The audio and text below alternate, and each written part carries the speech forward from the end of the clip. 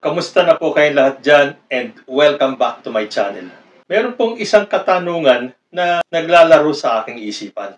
Matapos pong ipagtibay ng Korte Suprema na walang ill-gotten wealth ang pamilya Marcos. Alam po natin nung panahon ng kampanya, napakadami pong mga celebrity, pagdating sa kampanya, tinatawag nilang magnanakaw. Si then presidential aspirant Bongbong Marcos. Sinasabi nilang nagnakaw daw si President Bongbong Marcos dahil sa ill-gotten wealth na ninakaw ng kanyang ama at ng kanyang inang si dating First Lady Imelda Marcos at yung daw hindi pagbabayad ng estate tax.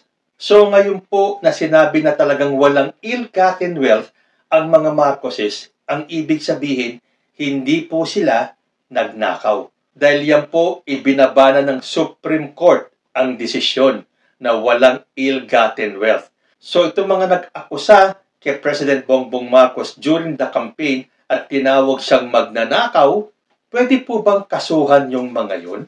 Lalo na at during that time, nasa korte pa po ang kaso. Pero para sa mga taong ito na nanira kay President Bongbong Marcos, pinal na po ang kanilang desisyon na magnanakaw nga si Bongbong Marcos. Kaya ako naman po naitanong yan kasi nabasa ko po dito sa kaso ni De Lima nung siya po ay nabigyan ng pagkakataon makapagpiyansa, dapat daw managot ang mga taong nagkontsaba para siya ay mapakulong.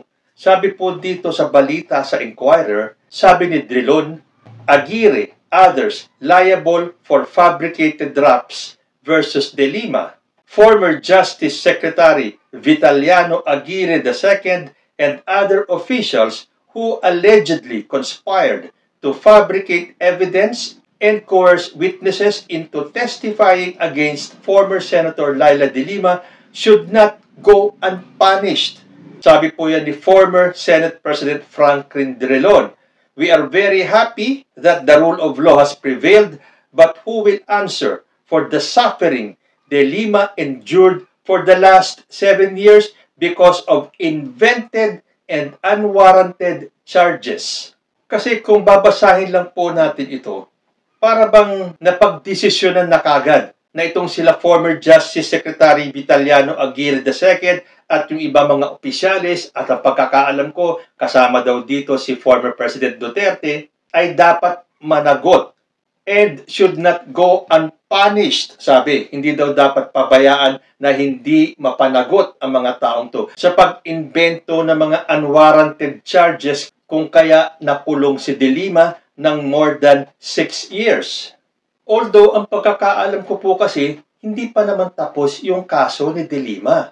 Siya po ay out on bail, meaning temporary lang po ang kanyang pagkakalaya. Hindi pa po pinal na siya ay pinawalang sala na. Pero sa mga pananalita ng mga taong ito, parang nag-decide na kagad sila na may kasalanan itong mga taong tulad itong sila former Justice Secretary Aguirre, sila former President Duterte at yung mga ibang sangkot daw sa pag-imbento ng mga charges kung bakit nakulong si De Lima. Sabi pa ni Drilon, for me, those who fabricated these cases, which are all falsified, should be accountable. I repeat, it cannot be just like this. Someone should be liable for this. Ang tanong kasi dyan, napatunayan na ba talaga na walang pagkakasala si Laila De Lima? Although sinasabi nga ng mga kaalyado ni De Lima na imminent daw na mapapalaya din ito at mapapawalang sala si De Lima sa kanyang pangatlong kaso. E di hintayin po natin na talagang siya ay mapawalang sala bago tayo maglabas ng mga gantong mga pahayag na parang nagpapatunay na walang kasalanan si De Lima. Ngayon, pag inilabas ng korte na walang kasalanan si De Lima, di saka natin sabihin na dapat habulin natin itong mga taong ito. Kasuhan natin, idemanda din natin para naman mapagbayaran yung kanyang halos 7 taong pagkakakulong. Which brings me to my question. Dahil kung sila De Lima ay nagbabalak ng magdemanda dito sa mga taong nag-fabricate daw ng mga kasinungalingan para siya ay makulong, papaano naman tong kaso ng mga Marcoses? Pinagtibay na po ng Korte Suprema na walang ill-gotten wealth. Ibig sabihin, hindi po nagnakaw ang mga Marcoses. Paano itong mga celebrities, itong may mga matataas at tungkulin sa lipunan, natahasang inakusahan? Actually, hindi lang basta inakusahan Talagang pinagdiinan nila na magnanakaw si Bongbong Marcos. Sila po ba ngayon ay pwedeng habulin at idemanda? Or pababayaan na lang po natin yung kanilang pinahayag at hihintayin na lang natin yung mga susunod pang mag-aakusa kay Bongbong Marcos at sa pamilya Marcos na sila ay magnanakaw. Kasi ngayon, hindi na pwedeng sabing magnanakaw ang mga Marcoses at nagnakaw sila Bongbong Marcos. Bigyan po natin ng halimbawa itong mga artista na ang sinuportahan nila ay si Leni Robredo. At nung panahon ng kampanya, tahasan nilang sinabing magnanakaw si Bongbong Marcos. More than a year ago, may mga artista na po na sinabing ididemanda daw. Dito po nakita ko sa Pinoy Celebrity News, published ng May 17, 2022.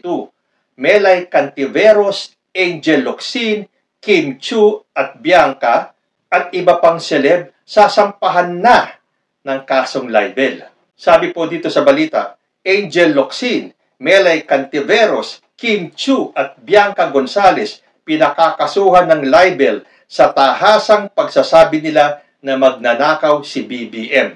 Malaki ang tiwala at pag-asa nila Angel Locsin, Kim Chiu, Melay Cantiveros, Bianca Gonzales at iba pang mga celebrities na magwawagi sa pagkapangulo ang kanilang sinusuportahan na si VP Leni Robredo.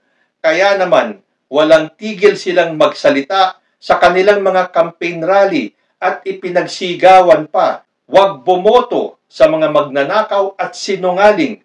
Hindi man nila binanggit ang pangalan, malinaw naman na si Presumptive President Ferdinand Marcos Jr. ang kanilang tinutukoy.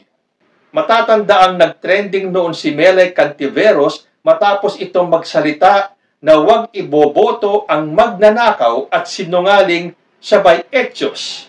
Hindi pa doon natapos ang mga negative campaigning ng mga celebrities na sumuporta kay Leni. Isa din si Bianca Gonzales, ang Miss Universe 2018 na si Catriona Gray at si Pia Wurtzbach. Matindi ang kanilang ginawang panghuhusga sa magiging susunod na presidente ng ating bansa. Kaya naman sigaw ng nakakarami na bumoto kay BBM, dapat kasuhan ng libel ang mga ito upang masampulan na maghain ng kanilang ebidensya sa korte sa mga pinagsisisigaw nila at isinaksak sa utak ng maraming tao na ang matinding katunggali ni VP Leni Robredo sa pagkapangulo na si Ferdinand Marcos Jr. na umanong magnanakaw at sinungaling. Isa pa pong matapang na tinawag na magnanakaw si then presidential aspirant Bongbong Marcos ay itong si Rowena Guanzon dahil siya daw ay kumpiyansa na hindi siya ididemanda ni Bongbong Marcos. Ito naman po balita lumabas noong April 3, 2022 sa GMA News Online. Guanzon confident Marcos Jr. won't sue her over magnanakaw remark. Retired Paul Commissioner Rowena Guanzon is confident that the camp of presidential candidate Ferdinand Bongbong Marcos Jr. will not pursue legal action against her for her magnanakaw remark. Guanzon said it was accurate to call the Marcoses thieves. Sabi po ni Guanzon, well, it has to be Marcos Jr. who has to file a case because it is personal, but he has no course of action because everything I said is true. Yan po ang pagmamayabang ni Rowena Guanzon nung nakausap niya ang mga reporters nung panahon na yon. It is all based on a fair and true report. They really owe the country 203 billion pesos and they have been called magnanakaw before by the Guinness Book of World Records. Tinawag din ng dating poll official na liar, thief, dumb, and a cocaine addict si Bongbong Marcos. Papaano ngayon? Pinatunayan ng Supreme Court na hindi magnanakaw ang mga Marcoses. Paano itong mga pinahayag ni Rowena Guanzon dati? Hindi ba siya pwedeng habulin at idemanda ng libel sa kanyang mga pinagsasabi noong panahon ng kampanya? At ang hulin-huli, syempre, hindi mawawala sa listahan si Leni Robredo mismo. Galing din po ito sa GMA News Online, published February 6, 2022. Sabi ni Robredo, Bongbong accountable for Marcos's ill-gotten wealth. Vice President Leni Robredo said, former Senator Ferdinand Bongbong Marcos Jr. must be held accountable for his late father's ill-gotten wealth. Kung ang anak ay nakikinabang sa kasalanan ng ama, he is as guilty Yung issue ni Marcos, corruption, hidden wealth, at pagnanakaw. Pag ikaw nakikinabang sa very act na hinuhusgahan yung tatay mo, kailangan ka ring husgahan. Yun po ang sinabi ni Robredo. Papaano ngayon? Napatunayan na walang ill-gotten wealth ang mga Marcoses. Hindi ba dapat accountable din kayo sa mga sinabi nyo tungkol kay Bongbong Marcos during the campaign? Dahil sabi nga ni Robredo, pag ikaw nakikinabang sa very act na hinuhusgahan yung tatay mo, kailangan ka rin husgahan. Ngayon, lumabas ang desisyon na husgahan na ng Supreme Court na walang ill-gotten wealth ang mga Marcoses. Paano ngayon itong sinabi ni Robredo? Hindi ba accountable din siya? Tulad ng mga sinabi ni Guanzon at ng mga artistang binanggit natin, yun ay ayon sa mga balitang binasa natin a year ago pa. So ang tanong ko nga, kung si De Lima ay balak magsampa ng kaso dito sa mga taong sinasabing nagkaisa at gumawa ng mga imbentong mga akusasyon para siya ay makulong. What more these people na hindi lang basta nag-akusa, kung hindi diretsahang sinabing magnanakaw si Ferdinand Marcos Jr. Hindi ba dapat accountable din sila? Pasalamat po sila ng ating presidente ay hindi vindictive. I'm sure ang sasabihin lang ni President Bongbong Marcos, lumabas na ang katotohanan. Hindi na kailangan idemanda itong mga taong ito dahil taong bayan na ang nakaalam ng katotohanan. Kayo po, ano naman ang masasabi nyo? Dapat bang habulin at kasuhan itong mga taong tahasang at diretsahang sinabing magnanakaw si Bongbong Marcos or pabayaan na lang? Total, lumabas na ang katotohanan. Comment lang po down below and I will see you next time. Peace.